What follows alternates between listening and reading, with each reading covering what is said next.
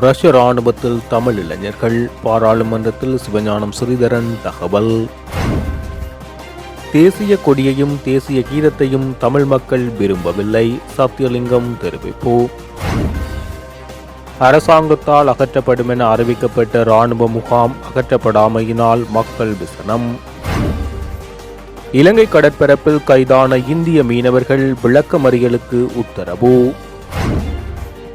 தமிழ் மக்களுக்கான தேசியம் சுயநிர்ணய உரிமை என்பன கிடைக்க வேண்டும், ஸ்ரீநாத் தெரிவிப்பு.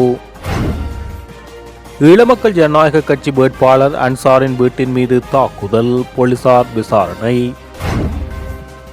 பெண்களை அச்சுறுத்தும் விதமாகவும் ஆபத்தை ஏற்படுத்தும் ஆயுதங்களை வைத்திருந்தமை தொடர்பில் இருவர் விளக்கமறியல். மதுபான அனுமதி பத்திரம் தொடர்பில் நாட்டு மக்களுக்கு விளக்கம், ரணில் விக்ரமசிங்க தெரிவிப்பு. தேசிய மக்கள் சக்தியில் ஈஸ்டர் குண்டு தாக்குதலுடன் தொடர்புடையவர்கள், ரஷ்யன ராஜகருண தெரிவிப்பு. சர்வதேச நாணய நிதியத்துடனான இணக்கப்பாடுகள் திருத்தியமைக்கப்பட மாட்டாது, விஜித ஹேரத் அறிவிப்பு. இலங்கை அரசியலமைப்பு பேரவைக்கு சிவஞானம் ஸ்ரீதரன் தெரிவு. தொடர்வது விரிவான செய்திகள். இலங்கையில் இருந்து ரஷ்ய ராணுவத்துக்கு 3 தமிழ் இளைஞர்கள் இணைக்கப்பட்டுள்ளதாக பாராளுமன்ற உறுப்பினர் சிவஞானம் ஸ்ரீதரன் தெரிவித்துள்ளார். இன்று சபையில் உரையாற்றும் போது அவர் இதனை தெரிவித்தார். கரு ஸ்ரீதரன் மந்திரித்துமா. கௌரவ சபாநாயகர் அவர்களே, இன்றைய இந்த விவாதங்கள் நடைபெறுகின்ற நேரம் ஒரு முக்கியமான விடயத்தை பதிவு செய்ய விரும்புகிறேன்.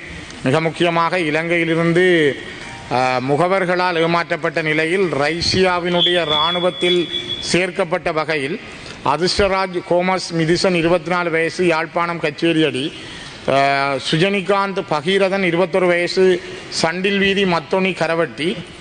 சுந்தரலிங்கம் பாலச்சந்திரன் 16 வயசு, 46 வயசு, ஊராம்பட்டாரம் முள்ளியவளை முல்லைத்தீவு.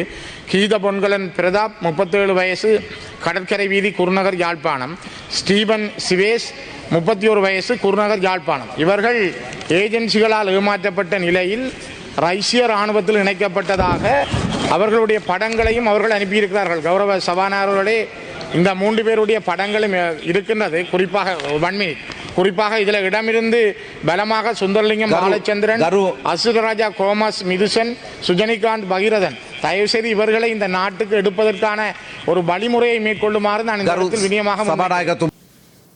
நாட்டினுடைய தேசிய கொடியையும் தேசிய கீதத்தையும் நாங்கள் மனதார விரும்பவில்லை, ஆனால் மதிப்பளிக்கின்றோம் என தமிழரசு கட்சியின் செயலாளரும் பாராளுமன்ற உறுப்பினருமான ப. சத்தியலிங்கம் தெரிவித்துள்ளார். இன்று சபையில் உரையாற்றும் போது அவர் இதனை தெரிவித்தார்.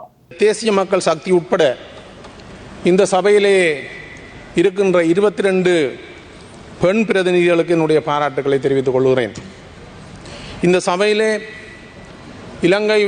இலங்கையிலே இருக்கின்ற விசேட தேவைக்கு உட்பட்ட அனைவரையும் பிரதிநிதித்துவப்படுத்துகின்ற விசேட தேவைக்கு உட்பட்ட சக பாராளுமன்ற உறுப்பினருக்கு என்னுடைய வாழ்த்துக்களை தெரிவித்துக் கொள்ள நான் விரும்புகிறேன். நாங்கள் எதிர்கட்சி என்று சொல்லி இங்கு இருந்தாலும் அரசாங்கம் இந்த அரசு செய்கின்ற முன்னேற்றகரமான முற்போக்கான அனைத்து விடயங்களுக்கும் எங்களுடைய கட்சி உறுதுணையாக இருக்கும் என்பதை இந்த சந்தர்ப்பத்திலே நான் தெரிவித்துக் கொள்ள விரும்புகிறேன். எனக்கு வயசு 56. இந்த 56 வருடங்கள் சிறு வயதிலிருந்து எங்களுடைய மனநிலை பொதுவாக எப்போதும் எந்த அரசாங்கம் வந்தாலும் அந்த அரசாங்கத்துக்கு எதிரான ஒரு மனநிலையோடு தான் நாங்கள் வளர்ந்து வந்திருக்கின்றோம். ஏனென்று சொன்னால் எண்ணிக்கையிலே சிறுபான்மையாக இந்த நாட்டில் இருக்கின்ற மக்கள் ஏனையவர்களுடன் சமனாக நடத்தப்படவில்லை என்ற உண்மை, அந்த எண்ணம் சிறு வயதிலேருந்து எங்களுடைய மனத்தில் இருந்திருக்கின்றது. எனது தந்தையார் ஒரு கம்யூனிசவாதி.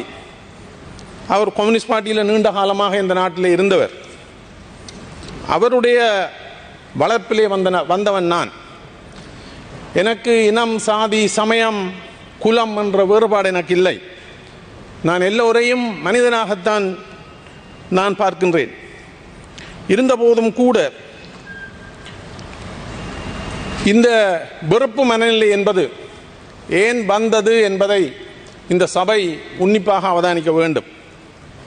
இந்த நாட்டுக்கு ஒரு தேசிய கீதம் இருக்கிறது. இந்த நாட்டுக்கு ஒரு தேசிய கொடி இருக்கின்றது. இந்த தேசிய கீதத்தையும் தேசிய கொடியை கூட மற்றவர்கள் மதிப்பளிக்கும் அளவுக்கு மதிப்பளிக்க முடியாத ஒரு மனநிலை எங்களிடம் இருந்தது. இதற்குரிய என்னத்தை நான் சொல்றேன் என்றதை இந்த சபை புரிந்து கொள்ள வேண்டும். ஆகவே இப்போது இங்கு பதவியை ஏற்றிருக்கின்ற 159 பாராளுமன்ற உறுப்பினர்களை கொண்டு 3/2 பெரும்பான்மையை கொண்டு இந்த அரசாங்கம் இவ்வாறான மனநிலை எழாத வகையிலே இந்த நாட்டிலே வாழுகின்ற அனைத்து பிரஜைகளையும் சமனாக நடத்துகின்ற ஒரு முறைமையை கொண்டு வர வேண்டும் என்பதை நான் இந்த சந்தர்ப்பத்திலே கேட்டுக்கொள்ள விரும்புகிறேன். பொதுமக்கள் பாதுகாப்பு அமைச்சர் இங்கு தனது உரையிலே ஒரு விடயத்தை குறிப்பிட்டார். நாங்கள் இந்த நாட்டிலே சாந்தியும் சமாதானமும் இருக்க வேண்டுமாக இருந்தால் நாங்கள் எங்களுடைய மனநிலையை மாற்ற வேண்டும் என்ற கருத்தை குறிப்பிட்டார். உங்கள் எல்லோருக்கும் தெரியும், நடத்தை மாற்றம் அல்லது மனநிலை மாற்றம் என்பது ஒரு பெரிய ப்ராசஸ். அது ஒரு நாளில் ஏற்பட்டுவிட முடியாது. ஆகவே நாங்கள் பரஸ்பரம் ஒருவருக்கொருவர் நம்பிக்கையை ஏற்படுத்தக்கூடிய விடயங்களை நாங்கள் செய்ய வேண்டும். அந்த நம்பிக்கையை யார் முதலில் ஏற்படுத்துவது, அல்ல அந்த நம்பிக்கையை நாங்கள் எப்படி ஏற்படுத்தலாம் என்பதை நாங்கள் சிந்திக்க வேண்டும். என்னை பொறுத்தவரையிலே ஒரு அரசாங்கம் 3/2 பெரும்பான்மையினுடன் இருக்கின்ற அரசாங்கம், எதையும் செய்யக்கூடிய நிலையில் இருக்கின்ற அரசாங்கம் உங்களுடைய பக்கத்தில் இருந்து அந்த நம்பிக்கையை ஏற்படுத்துகின்ற விடயத்தை தொடங்க வேண்டும் என்று நான் எதிர்பார்க்கின்றேன். உதாரணமாக நாங்கள் அந்த நம்பிக்கையை ஏற்படுத்துகின்ற ஒரு விடயத்தை நீங்கள் செய்திருக்கின்றீர்கள், இந்த அரசாங்கம் செய்திருக்கின்றது. இந்த மாதம், கடந்த மாதம் இறந்தவர்களை நினைவேந்துகின்ற செயற்பாட்டை தடுக்காமல் ஒவ்வொருவரும் தனது உற்றார் உறவுகள் நண்பர்கள் இந்த யுத்தத்திலே இறந்தவர்களை நினைவு கூறுவதற்கு இந்த அரசாங்கம் தடை போடாமல் இருந்ததற்கு நான் என்னுடைய மக்கள் சார்பாக நன்றியை தெரிவித்துக் கொள்கின்றேன். அது ஒரு நல்லெண்ண முயற்சி. அதேவாறாக இன்னொரு விடயத்தை நான் இங்கு குறிப்பிட விரும்புகிறேன். எங்களுடைய இறந்த உறவுகள், யுத்தத்திலே இறந்த உறவுகள் புதைக்கப்பட்ட இடங்கள் இன்றும் சில இடங்களிலே இராணுவ முகாமாக இருக்கின்றது. உதாரணத்துக்கு நான் வாழுகின்ற வவுனியா மாவட்டத்திலே ஈச்சங்குளம் என்ற பிரதேசத்திலே ஒரு துயிலுமில்லம் இருந்தது. அந்த துயிலுமில்லத்திலே 100கணக்கான பிள்ளைகள், அது யாராக இருந்தாலும் பெற்றோருக்கு உறவுகளுக்கு அவர்கள் உறவுகள் பிள்ளைகள், அந்த பிள்ளைகள் புதைக்கப்பட்ட இடம் இன்று ஒரு இராணுவ முகாமாக இருக்கின்றது. அந்த இடத்திலே போய் வருடத்துக்கு ஒருக்கா தன்னுடைய பிள்ளைகளை, சகோதரங்களை, உறவுகளை நினைவு கூறக்கூடிய வகையிலே ஒரு ஏற்பாடு வேண்டும். அந்த இடம் ஒரு மயானமாக பிரகடனப்படுத்தப்பட வேண்டும். அந்த இடத்தை தொடர்ந்து ஒரு இராணுவத்தினுடைய முகாமாக வைத்திருக்கும் போது நாங்கள் நினைக்கின்ற அந்த நல்லெண்ணம் கட்டியெழுப்பப்படுவதற்கு அது ஒரு தடையாக இருக்கும் என்று நான் கருதுகிறேன். அதே போலதான் நீண்ட காலம் 25 வருடம் 30 வருடங்கள் செய்த குற்றத்துக்கு அல்லது செய்யாத குற்றத்திற்கு அரசியல் கைதிகளாக நிறைய பேர் இருக்கிறார்கள். அவர்களை நீங்கள் விடுதலை செய்ய வேண்டும். இவ்வாறு நல்லெண்ண நடவடிக்கைகளை நீங்கள் அரசு என்ற வகையிலே செய்ய வேண்டும். இங்கு எங்களுடைய நாட்டிலே 2 முக்கிய பிரதான பிரச்சனைகள் இருக்கின்றது. இந்த NPP அரசாங்கம் எப்படி வந்தது? இந்த நாட்டிலே ஜனாதிபதி தேர்தலிலே தோழர் அனுரகுமார் அவர்கள் தெரிவு செய்யப்பட்ட பின்னர் பல மாற்றங்கள் நடைபெற்றது. அந்த உதாரணத்துக்கு ஒரு இடத்தை எடுத்துக்கொண்டால் அனுரகுமார திசாநாயக்க கௌரவ ஜனாதிபதி அவர்களுக்கு 27,000 வாக்கு கிடைத்த ஒரு இடத்திலே 2 மாதங்களுக்குள்ளே நடைபெற்ற பாராளுமன்ற தேர்தலில் 80,000 வாக்குகள் கிடைத்தது. ஏன் அந்த வாக்குகள் கிடைத்தது என்று நாங்கள் யோசிக்க வேண்டும். ஏன் அந்த வாக்கு கிடைத்தது என்று சொன்னால், ஒரு பொது உடைமை தத்துவத்தை அடிப்படையாக கொண்ட ஒரு இளமையான ஒரு ஜனாதிபதி, எனக்கு இன்னும் 2 நிமிடங்கள் தர வேணும், ஒரு ஜனாதிபதி அவர்கள் இந்த நாட்டிலே ஊழலற்ற சமத்துவமான ஒரு ஆட்சியை கொண்டு வருவார் என்ற எண்ணத்திலே தான் அந்த வாக்குகள் புறப்பட்டது. ஆகவே நீங்கள் அந்த நம்பிக்கையை கட்டியெழுப்புகின்ற செயற்பாட்டை நீங்கள் ஏற்படுத்தவில்லை என்று சொன்னால் நிச்சயமாக நீங்கள் நினைக்கின்ற சமாதானமும் சாந்தியும் இந்த நாட்டிலே நீதி பொறிமுறையற்ற காணாமல் போன ஆட்கள் பற்றிய அலுவலகத்தை வடக்கு கிழக்கு தமிழ் மக்கள் நிராகரிப்பதாக தமிழ் மக்கள் பிரதிநிதிகள் குழு ஒன்று ஜனாதிபதியிடம் தெரிவித்துள்ளது. ஜனாதிபதி அலுவலகத்தில் நேற்று முன்தினம் இடம்பெற்ற ஜனாதிபதி அனுரகுமார திசாநாயக்கவிற்கும் இலங்கை தமிழரசு கட்சி நாடாளுமன்ற உறுப்பினர்களுக்கும் இடையிலான கலந்துரையாடலின் பின்னர் கட்சியின் நாடாளுமன்ற உறுப்பினர் சாணக்கியன் ராசமானிக்கும் தலைநகரில் ஊடகவியலாளர்களிடம் இந்த விடயத்தை தெரிவித்தார். காணாமல் போன ஆட்கள் பற்றிய அலுவலகத்தின் செயற்பாடுகள் திருப்தியா என கேட்டிருந்தார். நீதிமன்ற பொறிமுறை ஒன்று இல்லாவிட்டால் அது எங்களுக்கு தேவைப்படாது, ஏனென்றால் அதனை எங்களது மக்களும் ஏற்றுக்கொள்ள மாட்டார்கள் என்று சொல்லியிருந்தோம்.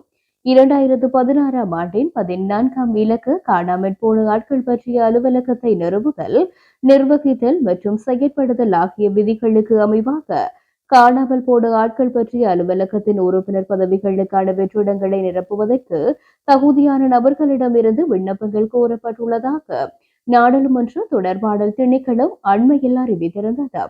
இந்த நிலையில் வடக்கு கிழக்கு மக்கள் நீண்ட காலமாக எதிர்நோக்கி வரும் பிரச்சினைகள் தொடர்பில் இலங்கை தமிழரசு கட்சியின் நாடாளுமன்ற உறுப்பினர்கள் ஜனாதிபதியிடம் தெரிவித்ததாக ஜனாதிபதி ஊடக பிரிவு அறிவித்துள்ளது. குறித்த காலத்தை விட மேலதிகமாகவே அரசியல் கைதிகள் சிறையில் அடைக்கப்பட்டுள்ளதாக ஜனாதிபதி கலந்துரையாடலின் போது தெரிவித்ததாக இலங்கை தமிழரசு கட்சி நாடாளுமன்ற உறுப்பினர் சாணக்கியன் ராசமாணிக்கம் ஊடகவியலாளர்களிடம் தெரிவித்தார். புதிதாக அரசியல் கைதிகளுக்கு பிணை வழங்கும் விடயம் ஒன்றை நான் முன்மொழிந்திருந்தேன்.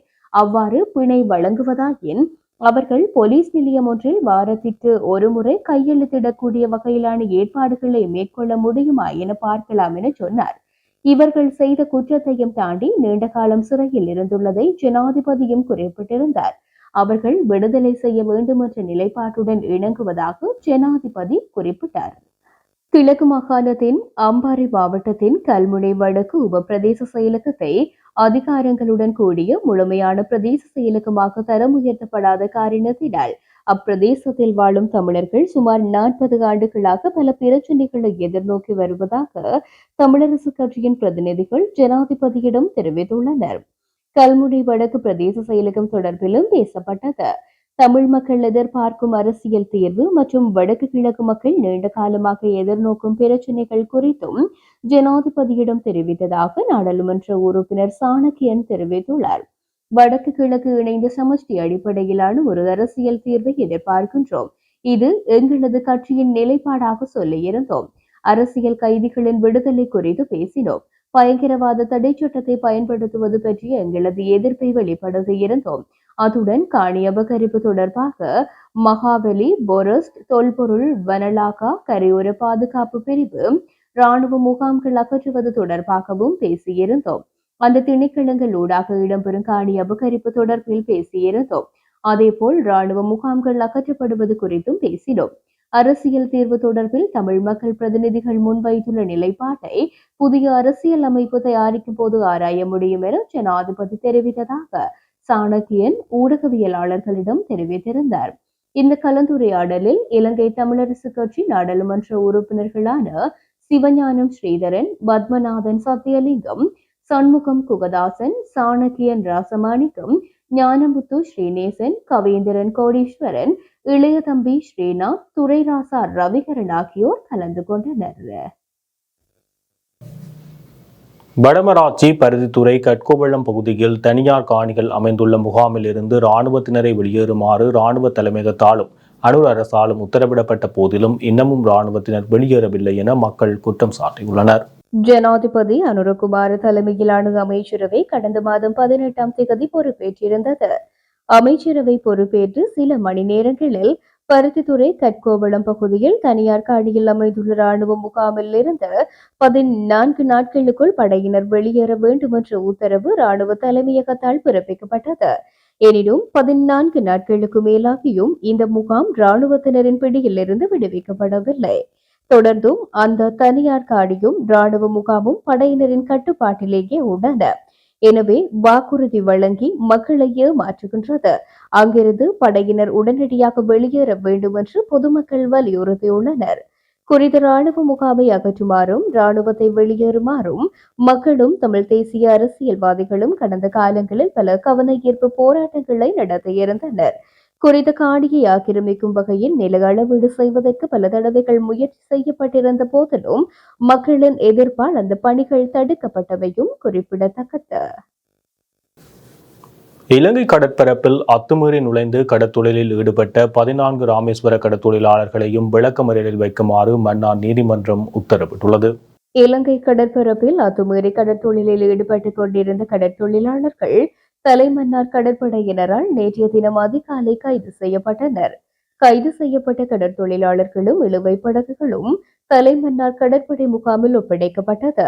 தலைமன்னார் கடற்படையினர் விசாரணைகளின் பின்னர் குறித்த கடற்தொழிலாளர்களை நேற்று மன்னார் மாவட்ட கடற்தொழில் திணைக்கள அதிகாரிகளிடம் ஒப்படைத்தனர். விசாரணைகளின் பின்னர் மன்னார் நீதிமன்றத்தில் முன்னிலைப்படுத்திய போது மன்னார் நீதவான் குறித்த 14 இந்திய கடற்தொழிலாளர்களையும் எதிர்வரும் 19ஆம் தேதி வரை விளக்கமறியலில் வைக்க உத்தரவிட்டார்.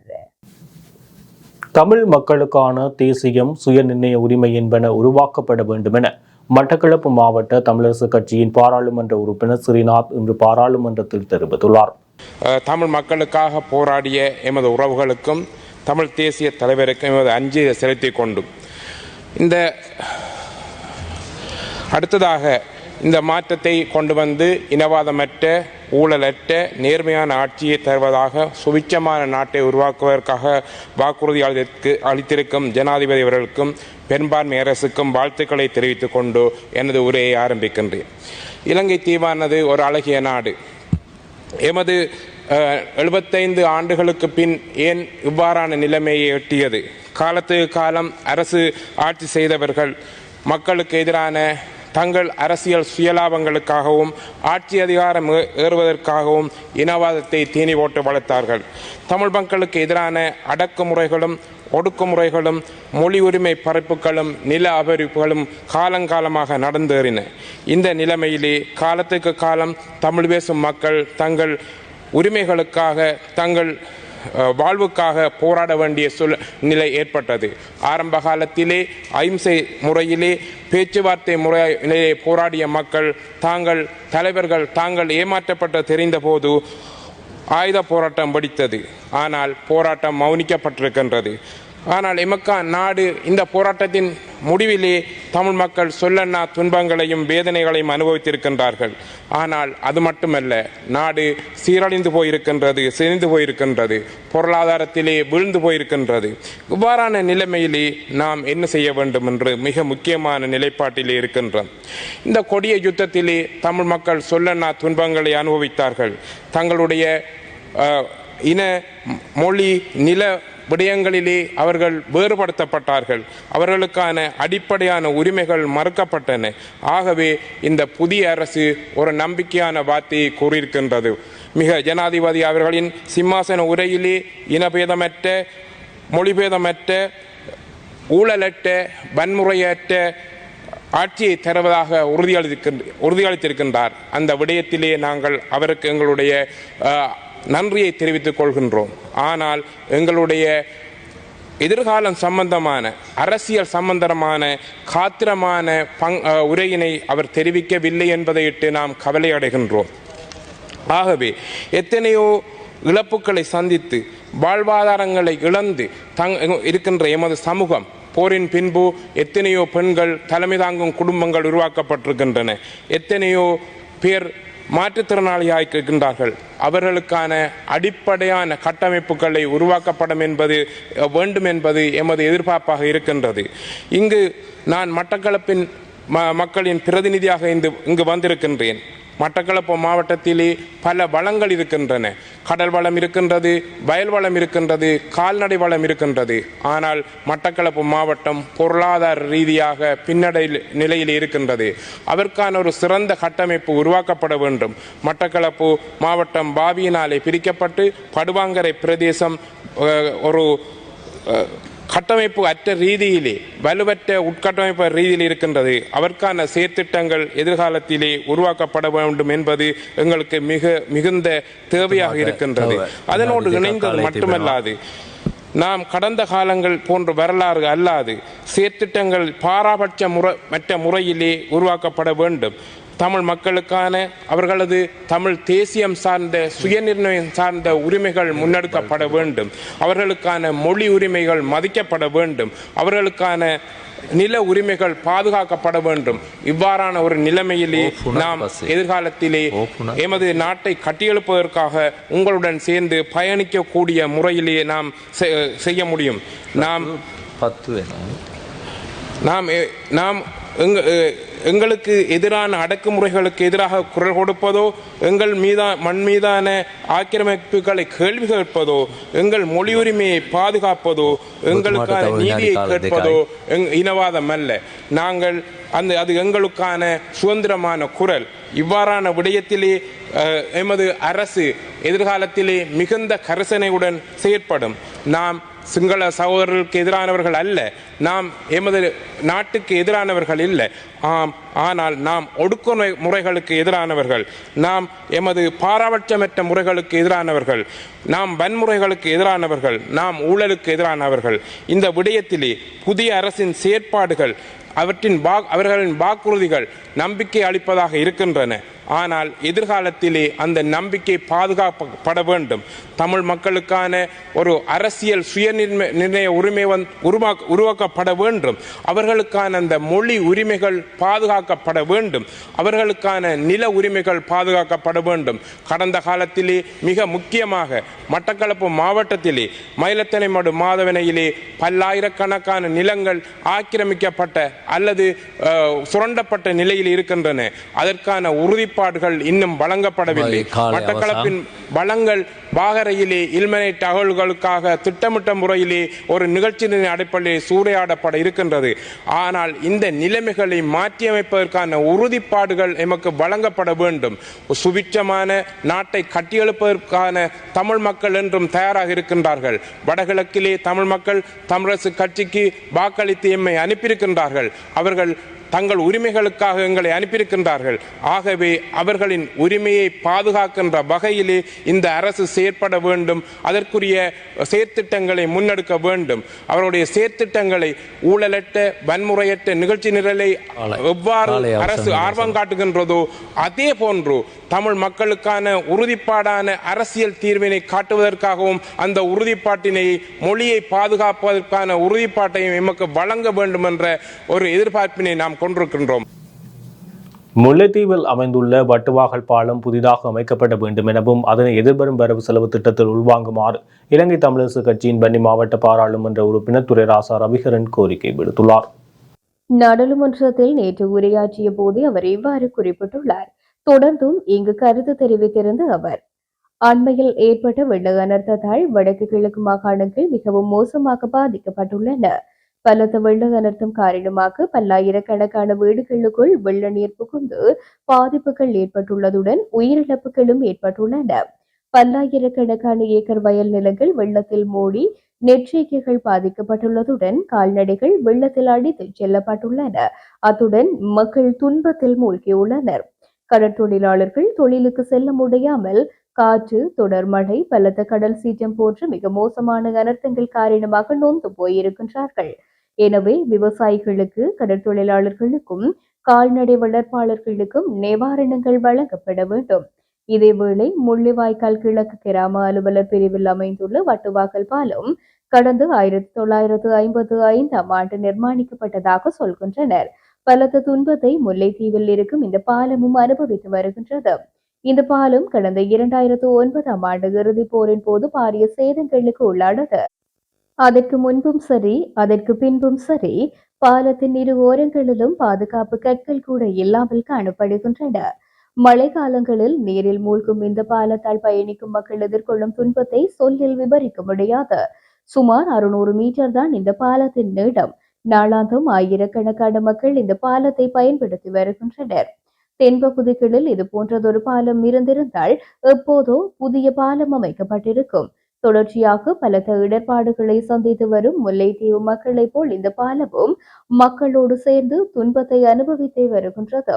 இந்த பாலத்தையும் அதன் சேதங்களையும் கூட்டுறவு ராஜாங்க அமைச்சர் உபாலி சமரசிங்கவும் பார்வையிட்டார். அத்தோடு வன்னி மாவட்ட நாடாளுமன்ற உறுப்பினர்களான ஜெகதீஸ்வரன் திலகநாதன், வைத்தியர் ப சத்தியலிங்கம் ஆகியோரும் பார்வையிட்டிருந்தனர். மேலும் நாடாளுமன்ற உறுப்பினர்களான ரிஷாட் பதியுதீன், காதர் மஸ்தான் ஆகியோரும் பார்வையிட்டிருந்தனர். தயவு செய்து நாட்டின் ஜனாதிபதி, பிரதமர், அமைச்சர்கள், பிரதி அமைச்சர்கள், நாடாளுமன்ற ஆளுங்கட்சி மற்றும் எதிர்க்கட்சி உறுப்பினர்கள் எல்லோரும் இந்த வட்டுவாக்கல் பாலத்தை புதிதாக நிர்மாணிப்பதற்கு ஆதரவு தாருங்கள். இந்த வட்டுவாக்கல் பாலத்தை புதிதாக நிர்மாணிப்பதற்கான திட்டத்தை அடுத்த வரவு செலவு திட்டத்தில் உள்வாங்குங்கள் என்றார். கிளிநொச்சி மாவட்ட செயலகம் மற்றும் மனிதவள வேலைவாய்ப்பு திணைக்களம் இணைந்து நடாத்தும் மாபெரும் தொழிற்சந்தை நிகழ்வு இன்று வெள்ளிக்கிழமை காலை 9:30 மணிக்கு ஆரம்பமாகி இடம்பெற்று வருகின்றது. கிளிநொச்சி பழைய மாவட்ட செயலக வளாகத்தில் கிளிநொச்சி மாவட்ட பதில் அரசாங்க அதிபர் எஸ் முரளிதரன் தலைமையில் குறித்த நிகழ்வு நடைபெற்றது. இந்நிகழ்வில் யாழ்ப்பாண பல்கலைக்கழக விவசாய பீடத்தின் பீடாதிபதி பேராசிரியர் க பகீரதன் அவர்கள் பிரதம விருந்தினராக கலந்து கொண்டு தொழிற்சந்தை நிகழ்வினை வைபவ ரீதியாக ஆரம்பித்து வைத்தார். மேலும் சிறப்பு விருந்தினர்களாக கிளிநொச்சி மாவட்ட மேலதிக அரசாங்க அதிபர் காணி இன்பராஜா, மனிதவள வேலைவாய்ப்பு திணைக்களத்தின் உதவி பணிப்பாளர் ந சந்தீபன், ரகமா நிறுவனத்தினுடைய நிகழ்ச்சி திட்ட முகாமையாளர் சஞ்சய் காந்தி ஆகியோர் கலந்து சிறப்பித்தனர். குறித்த தொழிற்சந்தையில் 40க்கும் மேற்பட்ட அரசு சார்பற்ற தனியார் நிறுவனங்கள் மற்றும் வெளிநாட்டு வேலைவாய்ப்பு முகவர் நிறுவனங்களும் கலந்து கொண்டு தொழில் வாய்ப்பினை வழங்கி வருகின்றன. கிளிநொச்சி மாவட்டத்தை சேர்ந்த தொழில் தேடும் இளைஞர் யுவதிகள் கலந்து கொண்டு வேலைவாய்ப்பு மற்றும் தொழில் வழிகாட்டல் ஆலோசனைகளை பெற்றுக் கொள்வதனை குறித்த வளாகத்தில் அவதானிக்க முடிகின்றது. குறித்த நிகழ்வு மாலை 3:30 மணி வரை நடைபெற உள்ளதாக ஏற்பாட்டாளர்கள் தெரிவித்திருக்கின்றார்கள். மாவட்டத்தில் இருக்கின்ற வேலையற்ற இளைஞர் யுவதிகளுக்கு தனியார் துறைகளில் வேலைவாய்ப்பினை ஏற்படுத்தி கொடுக்கும் முகமாக குறித்த தொழிற்சந்தையானது நடாத்தப்படுகின்றது. அந்த வகையில் மாவட்ட மட்டத்தில் உள்ள தொழில் வழங்கும் தனியார் நிறுவனங்களை அழைத்து தொழில் தேடுபவர்களையும் தொழில் வழங்குபவர்களையும் இணைத்து தொழில் வாய்ப்பை ஏற்படுத்தி கொடுப்பது இந்த நிகழ்ச்சியின் முக்கிய நோக்கம். குறித்த நிகழ்வில் கிளிநொச்சி மாவட்ட செயலக பதவி நிலை உத்தியோகத்தர்கள், கிளிநொச்சி மாவட்ட செயலக மனிதவள வேலைவாய்ப்பு திணைக்களத்தின் மாவட்ட இணைப்பாளர் சிவஸ்வரூபன், மனிதவள வேலைவாய்ப்பு திணைக்களத்தின் உத்தியோகத்தர்கள், மனிதவள அபிவிருத்தி உத்தியோகத்தர்கள், தொழில்துறையினை எதிர்பார்ப்பவர்கள், தொழில் பயிற்சி பெறுநர்கள் என பலரும் கலந்து கொண்டிருந்தனர். வீதியால் சென்ற பெண்களை அச்சுறுத்தும் விதமாகவும் ஆபத்தை ஏற்படுத்தக்கூடிய கூறிய ஆயுதங்களை வைத்திருந்தமை தொடர்பாக இருவரை எதிர்வரும் 20ஆம் தேதி வரை விளக்கமறியலில் வைக்குமாறு பருத்தித்துறை பதில் நீதவான் நீதிமன்ற நீதவான் பி சுப்பிரமணியம் இன்று வெள்ளிக்கிழமை உத்தரவு பிறப்பித்துள்ளார். பருத்தித்துறை கோரியடி பகுதியில் நேற்றைய தினம் வியாழக்கிழமை மாலை வீதியால் சென்ற பெண்கள் யுவதிகளை அச்சுறுத்தும் விதமாக கோஷ்டி ஒன்று செயற்பட்டிருந்தது. இது தொடர்பாக பருத்தித்துறை போலீசாருக்கு கிடைக்கப்பட்ட தகவலுக்கு அமைய அங்கு சென்ற போலீசார் குறித்த குழுவை சுற்றி வளைத்து கைது செய்து நீதிமன்றில் முற்படுத்தினர். இதில் சிலர் தப்பியோடியுள்ளதாக போலீசார் தெரிவித்துள்ளனர். கடந்த அரசாங்கத்தின் காலத்தில் மதுபான அனுமதி பத்திரம் வழங்கியமை தொடர்பில் எதிர்வரும் வார இறுதியில் நாட்டுக்கு விளக்கத்தை முன்வைக்க உள்ளதாக ரணில் விக்ரமசிங்க தெரிவித்துள்ளார். கடந்த தேர்தல் காலத்தில் 361 மதுபான அனுமதி பத்திரங்கள் வழங்கப்பட்டமை தொடர்பில் சபை தலைவர் அமைச்சர் பிமல் ரத்நாயக்க நாடாளுமன்றில் விடுத்த அறிக்கைக்கு பதிலளிக்கும் வகையிலேயே இது இடம்பெறவுள்ளதாக தெரிவிக்கப்படுகின்றது. மேலும் அதன்போது மதுபான உரிமம் வழங்கும் முறை குறித்து விரிவாக விளக்கப்பட உள்ளதாக புதிய ஜனநாயக முன்னணி தெரிவித்துள்ளது. கடந்த அரசாங்கத்தினால் ஜனவரி 1ஆம் தேதிக்கு பின்னர் மதுபான சாலை அனுமதி பத்திரங்கள் பெற்றவர்களின் பட்டியல் கடந்த 4ஆம் தேதி வெளியிடப்பட்டது. அதன்போது 361 அனுமதி பத்திரங்கள் வழங்கப்பட்டுள்ளதாகவும் அதில் 172 பேர் முன்னாள் ஜனாதிபதி ரணில் விக்ரமசிங்கவினால் அரசியல் லஞ்சமாக வழங்கப்பட்டவை எனவும் அமைச்சர் பிமல் ரத்நாயக்க அறிவித்தார். இந்நிலையில் மதுபான அனுமதி பத்திரம் பெற்றவர்களின் பட்டியலுடன் அவர்களை பரிந்துரைத்து அரசியல்வாதிகளின் பெயர்களையும் வெளியிட வேண்டும் என நாடாளுமன்ற உறுப்பினர்கள் ரோஹித் அபே குணவர்தன மற்றும் சாணக்கியன் ஆகியோர் நாடாளுமன்றில் கோரிக்கை விடுத்திருந்தனர். அதன்படி குறித்த விடயம் தொடர்பில் நிதி அமைச்சு விசாரணைகளை மேற்கொண்டு வருவதாகவும் மதுபான அனுமதி பத்திரம் வழங்குவதற்கு பரிந்துரை செய்த அரசியல்வாதிகளின் பட்டியலும் விரைவில் வெளியாகும் என அரசாங்கம் உறுதியளித்திருந்தமை குறிப்பிடத்தக்கது. தேசிய மக்கள் சக்தியின் தேசிய பட்டியலில் ஈஸ்டர் குண்டு தாக்குதலுடன் தொடர்புடையவர்கள் இருப்பதாக ஐக்கிய மக்கள் சக்தியின் பாராளுமன்ற உறுப்பினர் ஹசன ராஜகருண தெரிவித்துள்ளார். இன்றைய நாடாளுமன்ற அமர்வில் அமைச்சர் வசந்த சமரசிங்க தெரிவித்த கருத்துக்கு பதிலளிக்கும் வகையில் நாடாளுமன்ற உறுப்பினர் மேற்கண்டவாறு குறிப்பிட்டுள்ளார். இந்த விடயம் தொடர்பில் மேலும் தெரிய வருவதாவது: அரிசி கையிருப்புகளை சந்தைக்கு வெளியிட தவறிய ஆலை உரிமையாளர் ஒருவர் ஐக்கிய மக்கள் சக்தியின் தேசிய பட்டியலில் சேர்க்கப்பட்டுள்ளார் என அமைச்சர் வசந்த சமரசிங்க நாடாளுமன்றில் தெரிவித்தார். அத்தோடு ரத்ன அரிசி ஆலைக்கு சொந்தக்காரரான குறித்த நபர் இலங்கை வங்கியொன்றில் 3.5 பில்லியன் ரூபாய் கடனாக பெற்றுள்ளதாகவும் அமைச்சர் வசந்த சமரசிங்க குறிப்பிட்டார். அதனைத் தொடர்ந்து அமைச்சர் வசந்தவின் கருத்துக்கு பதில் வழங்கிய நாடாளுமன்ற உறுப்பினர் ஹர்ஷன ராஜகருணா தேசிய மக்கள் சக்தியின் தேசிய பட்டியலிலும் ஈஸ்டர் குண்டுதாரிகளுடன் தொடர்புடையவர்களே உள்ளார்கள் என்று தெரிவித்துள்ளார். சர்வதேச நாணய நிதியத்துடன் தற்போது ஏற்படுத்திக் கொண்டுள்ள இணக்கப்பாடுகளை மீண்டும் திருத்தியமைக்க முடியாது. அதில் காலதாமதங்களை ஏற்படுத்தி நாட்டின் பொருளாதாரத்தை சவாலுக்குட்படுத்த முடியாது என வெளிவிவகார அமைச்சர் விஜித ஹேரத் தெரிவித்துள்ளார். இடைக்கால கணக்கறிக்கை மீது இன்று வெள்ளிக்கிழமை நாடாளுமன்றத்தில் இடம்பெற்ற விவாதத்தில் உரையாற்றும் போது அவர் இவ்வாறு கூறினார். அவர் மேலும் கருத்து வெளியிடுகையில், எமக்கு பாரிய பொறுப்பொன்று சுமத்தப்பட்டுள்ளது. அதனை முழுமையாக பின்பற்ற அனைவரும் பிணைக்கப்பட்டுள்ளோம். நாங்கள் நீண்ட கால திட்டங்களை செயற்படுத்த உள்ளோம். அதற்காக ஒரு சிறந்த பொறிமுறையை கையாள வேண்டும். அதற்காகத்தான் நாடாளுமன்றத்தில் குறுகிய கால தீர்மானங்கள் சில எடுக்கப்படுகின்றன. அதன் ஒரு கட்டமாகத்தான் இடைக்கால கணக்கறிக்கை ஒன்றை முன்வைத்துள்ளோம். இதில் நீண்ட கால இலக்குகள் இல்லை. இடைக்கால கணக்கறிக்கையில் நீண்ட கால பொருளாதார திட்டங்களை முன்வைக்க முடியாது என்றாலும் வரவு செலவு திட்டத்தில் நீண்ட கால இலக்குகள் முன்வைக்கப்பட்டு நிறைவேற்றப்பட்டு முன்னோக்கி செல்வோம். நீண்ட கால திட்டத்தில் சர்வதேச நாணய நிதியத்தின் திட்டமும் ஒன்று. நாம் விரும்பினாலும் விரும்பாவிட்டாலும் அத்திட்டத்தை முன்னோக்கி கொண்டு செல்ல வேண்டியுள்ளது. அத்திட்டத்தை நிறுத்த முடியாது. அவ்வாறு செய்தால் நாடு பின்னோக்கி செல்லும். அதனால் இத்திட்டத்தில் உள்ள குறைபாடுகளை நீக்கி பொருளாதாரத்தை முகாமைத்துவம் செய்யவே எதிர்பார்க்கின்றோம். நீண்டகால பொருளாதார அபிவிருத்தியை நோக்கி நகர உற்பத்தி பொருளாதாரம் அதிகரிக்க வேண்டும். அந்த இலக்கை நோக்கித்தான் நாம் பயணிக்கின்றோம். 12ஆம் தேதி ஒப்பந்தம் கைச்சாத்திடப்பட முன்னர் மீண்டும் இதில் மறுசீரமைப்புகளை மேற்கொள்ளுமாறு எதிர்க்கட்சி கோருகின்றது. அதற்கு கால அவகாசம் போதுமானதாக இல்லை. அவ்வாறு செய்யவும் முடியாது. ஏற்படுத்திக் கொண்ட இணக்கப்பாடுகளின் பிரகாரம் கடன் மறுசீரமைப்பு பணிகள் தொடர்ந்து முன்னெடுத்துச் செல்லப்படும். அடுத்த வருடம் வரவு செலவு திட்டத்தை சமர்ப்பிக்க வேண்டியுள்ளது. அதில் எமக்கு சில இலக்குகள் உள்ளன. அதனால் இத்திட்டத்தை தொடர்ந்து இழுத்தடிப்பு செய்ய முடியாது என்றார். இலங்கை அரசியலமைப்பு பேரவைக்கு யாழ் மாவட்ட பாராளுமன்ற உறுப்பினர் சிவஞானம் ஸ்ரீதரன் வாக்கெடுப்பு மூலம் தெரிவு செய்யப்பட்டுள்ளார்.